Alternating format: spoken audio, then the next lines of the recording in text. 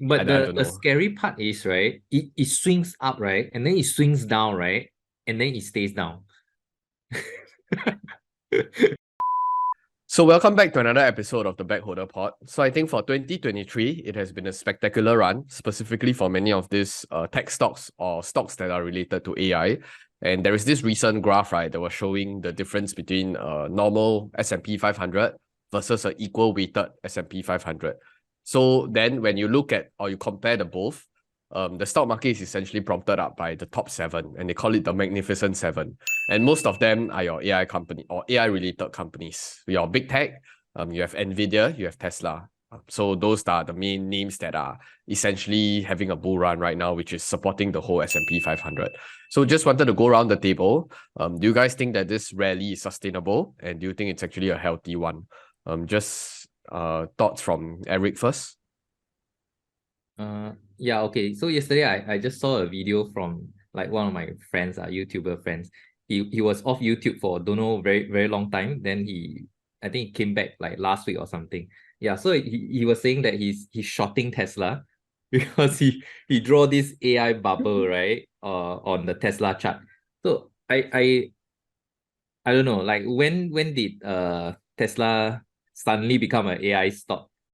So because Nvidia moon, does it mean that Tesla is coming along for a ride? I think Tesla has their own catalyst, right? Like their supercharger thing. So it's not really like because AI bubble bring Tesla up. So that part I think is a bit, to me, is not a very clear cut lah. Like if you FSD succeed, then Tesla moon, right? Then okay lah. I think is probably a little bit AI related, but not the current run lah. So that said, right?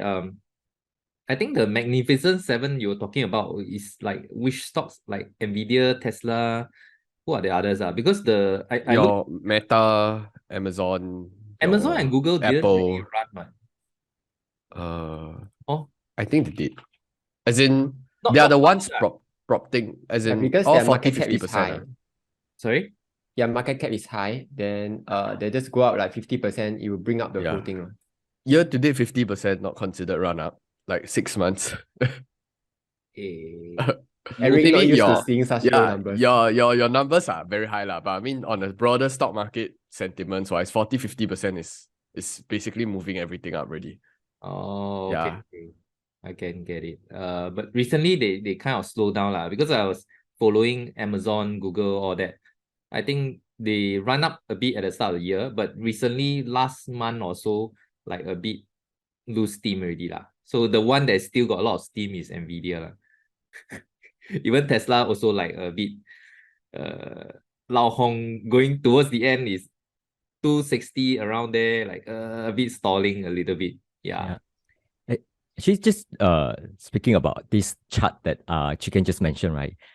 Excluding the 7 stocks, then there's essentially no returns on S&P 500 for year to date until like now we are almost half June already, right? Mid-June. I actually just looked at the data yesterday. So I look at these 7 stocks, and basically what I did a calculations. I look at their market cap as of end of 2021, end of 2022, and the latest one, like last Friday. Then indeed, when you look at that data, right, is that you look at how much the market cap has changed, right? Indeed, these 7 stocks, they are like 80% of the increase of total market cap of S&P 500.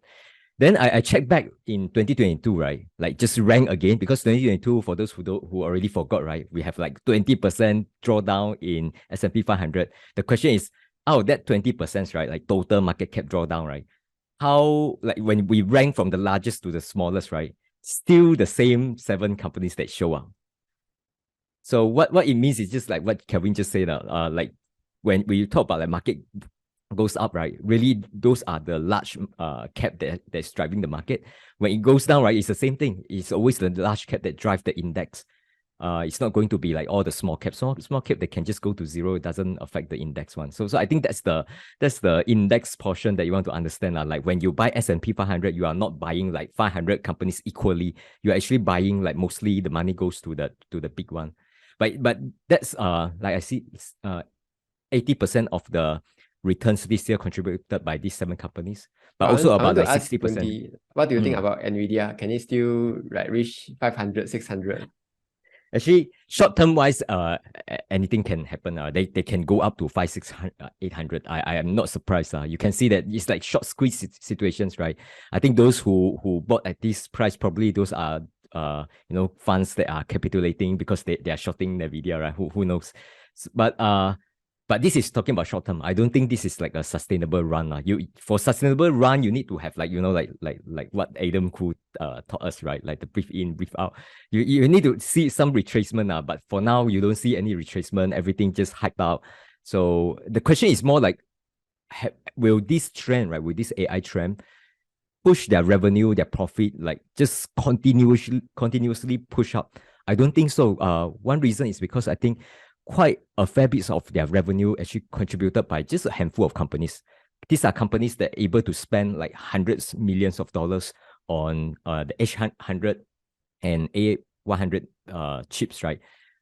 There are not that many companies can spend this kind of money. And now they are like a bit like panic, because they know that, okay, this ChatGPT trend is the new things. I need to spend the money. I need to come up with my large language model. I need to push up some product. It's a bit like knee-jerk reaction.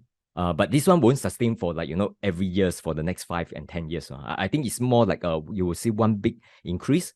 And then after that, you will either normalize, or by then you will see that many companies already have all those chips, right? Still can run things. So they might just continue to use those chips, right? Instead of like keep increasing your capex onto like all these Nvidia chips, like every year just increase 50% kind of increase, right? I don't think so. So I think this is like really that there's a bit of hype in this situation now. There's also another discussion I think I just recently saw on Twitter as well about how sustainable this rally, specifically when we look at an S&P 500 index component, right? Where I think the top few stocks make up like, I don't know, 30% of the entire index. So then I think somebody was comparing it to the 1929 index component. So for those of you who don't know, it was the Great Depression era.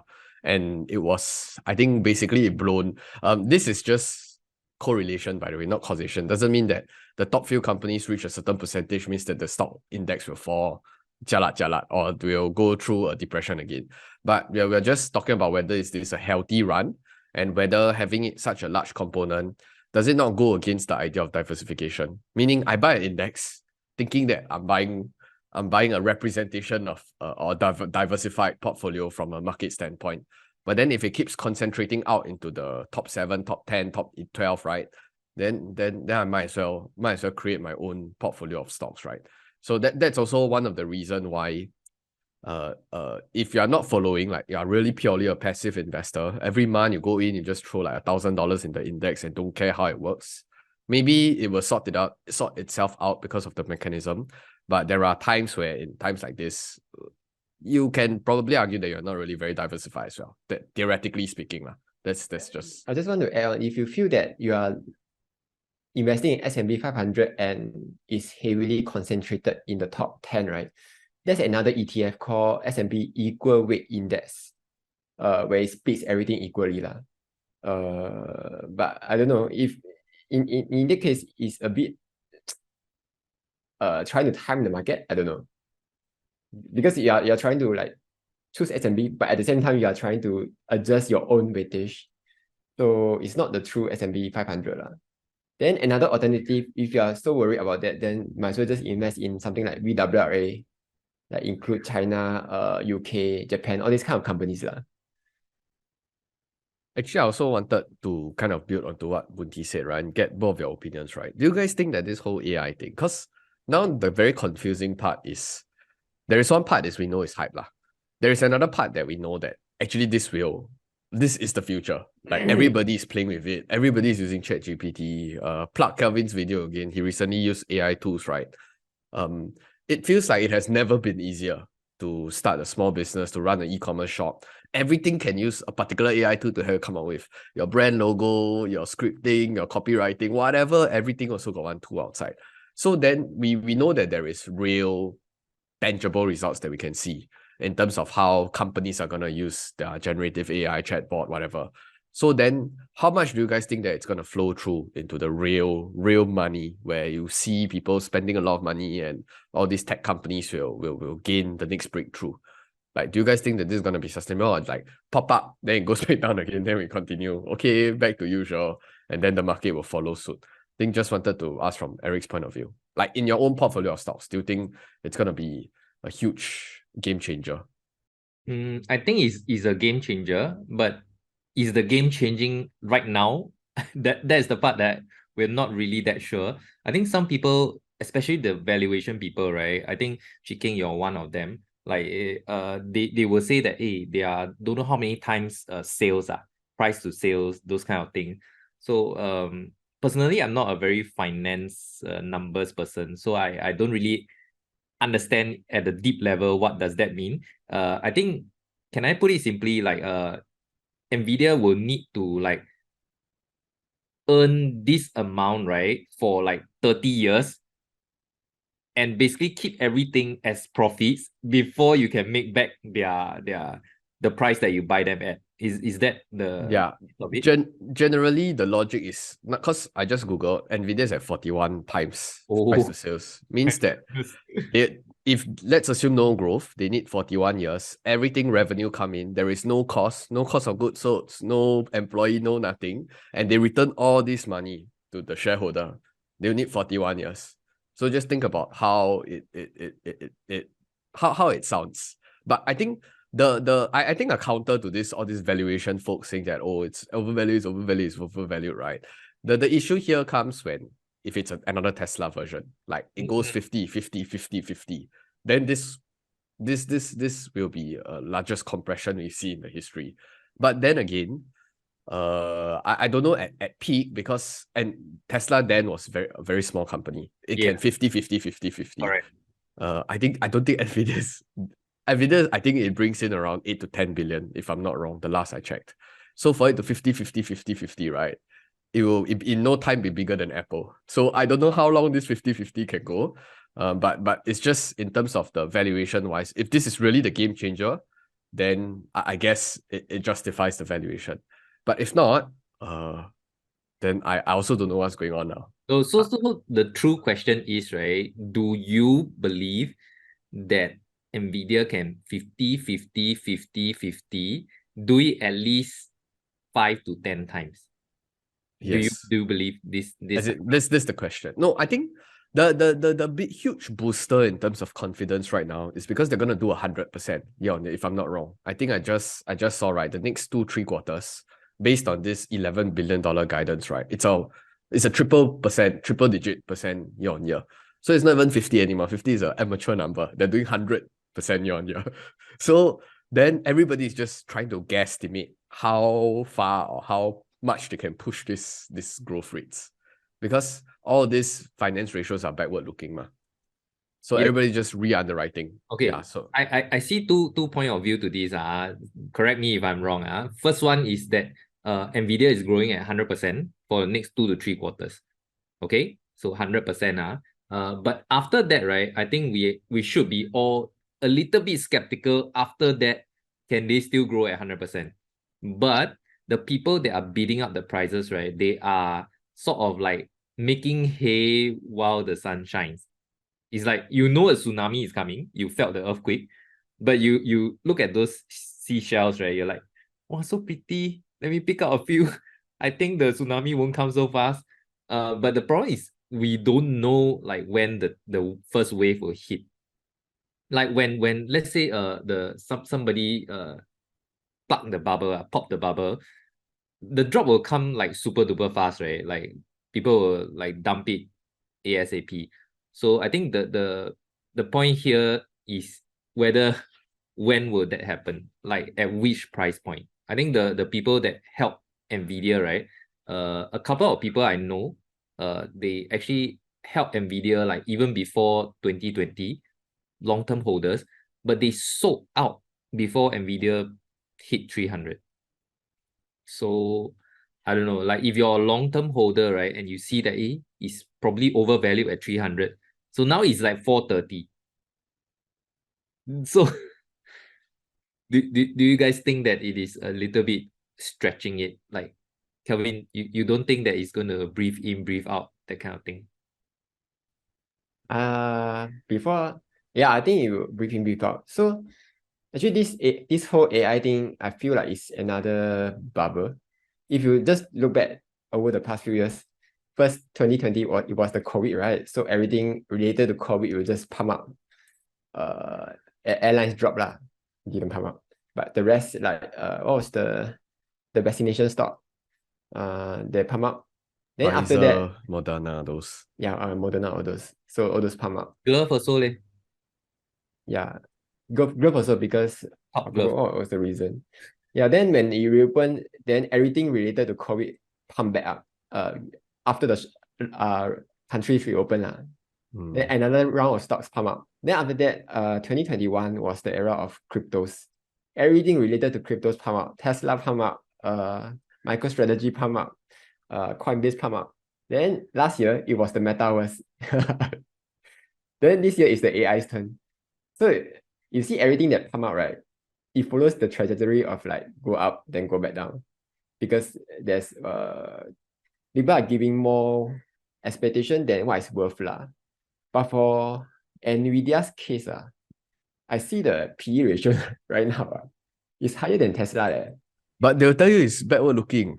In front, 100% growth. You watch out. What's the PE ratio that you're talking about? So Nvidia right now is at 200. Versus Tesla, I think like 70 or 40. Wow, that's noob numbers, man. Tesla last time 1,000 plus. So I'm just saying like everything will eventually return back to the mean. It's either the earnings go up or the price comes back down. The question is which will happen first lah. So if you are sure that Nvidia will come up, then then you just buy lor. But the other thing I just saw a news by an AMD lah. So AMD is Nvidia's biggest hardware GPU competitor. So they just announced that they are coming out with their own AI chip, which will pose a big challenge to Nvidia. Like then in comparison, if you look at like Tesla, it's hard to challenge Tesla because the companies that are doing EVs are years behind, right? They don't have the manpower.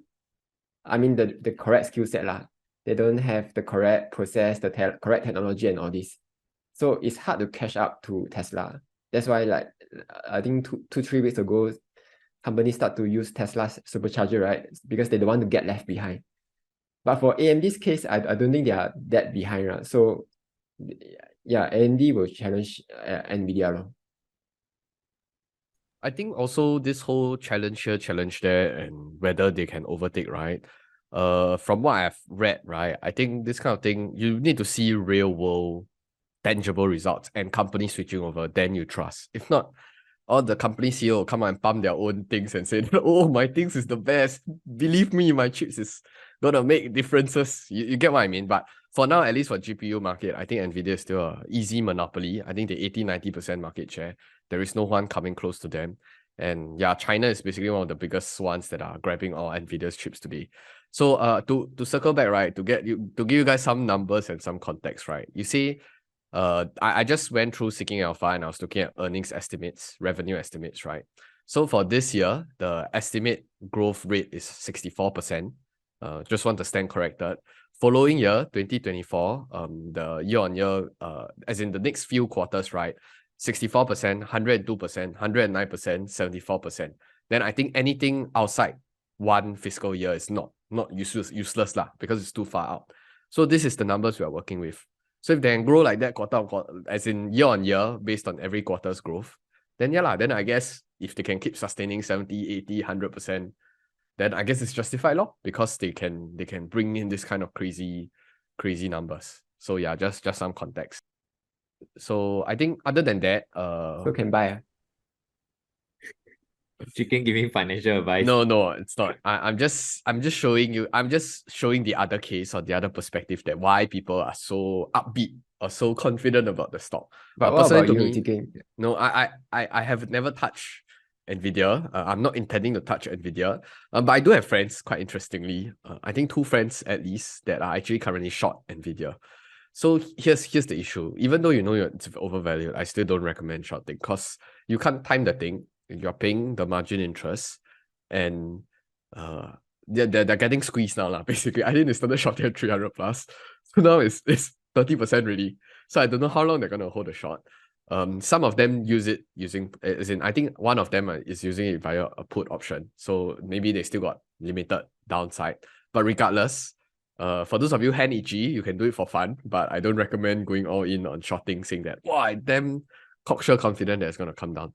Even you cocksure confident it's gonna come down, you just don't know when it's gonna come down. So you are gonna incur a lot of costs in between. But yeah, I think that's just generally my take on Nvidia. Like, just for fun, I mean, we won't know what is the peak that Nvidia can go to, but just for fun, right? What do you guys think is like the peak price that Nvidia can technically hit? Like when Tesla was running up, right? Never in my dreams, right, did I think that Tesla would hit 2,000.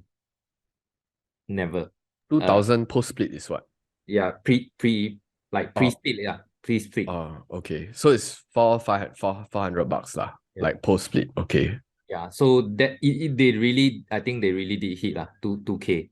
Right. Like, if you join back all the shares after the 3-for-1 and then 5-for-1, you join back, right? It's about 2,000. So I never thought that Tesla could hit that kind of numbers, like nutty numbers. Like, do you guys think like Nvidia is going to, like, just for fun, do you think that they can like hit 1,000 maybe? No, I feel like the Tesla community is a lot stronger than the Nvidia one. Like it's there is really a community behind it. For Nvidia, it feels like there is a lot of smart people that are invested in Nvidia. I just put it out there first, as in before this run up, not Yeah. the people chasing now, but people that are doing their research saying that, oh, this is a monopoly, etc. But that's it. I do know quite a few that has been taking profits along the way. So then I don't see. Personally, you ask me for a number, I don't know, 500 bucks. Because 500. I don't think it will keep running and running and running. Yeah, sooner or later it will come down. Soon lah. But that's my perspective. I'm not long, I'm not short. Just a disclosure. Kelvin? The chart that I see on Nvidia resembles very similar to Tesla's during its run up to 2000 plus. It's very similar lah. It's basically a straight line up. Then after that, something has to happen for it to come back down. So for Tesla's case, is it the Fed? No, it's Elon talking shit. Yeah, he's self-sabotaging. For Nvidia's, I don't think the CEO will self-sabotage. The CEO looks quite smart. So what will You mean happen? Elon not smart? As in, What do like, you mean? Elon is like trolling, right? And so he loses some of his supporters. Plus, I think his brother selling the stock is always an indicator that the stock will fall. Like every time you see today sell, right, next few days will start to fall. This is a pattern that I noticed. But for Nvidia, it's not that coward as compared to Tesla. So, like Chicken says, the people in Nvidia is not as cultish as Tesla. But with that being said, I don't think Nvidia can continue to run up that fast.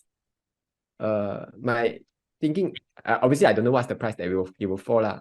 But the catalyst that the bad catalyst that I'm looking at is probably the Fed raising the interest rate even further, or even some black swan events like Russia raising its stakes in the Ukraine war, or something else. Something has to happen for it to crash lah. Yeah. So you never answer my question, eh? What's the price that you think it will peak at?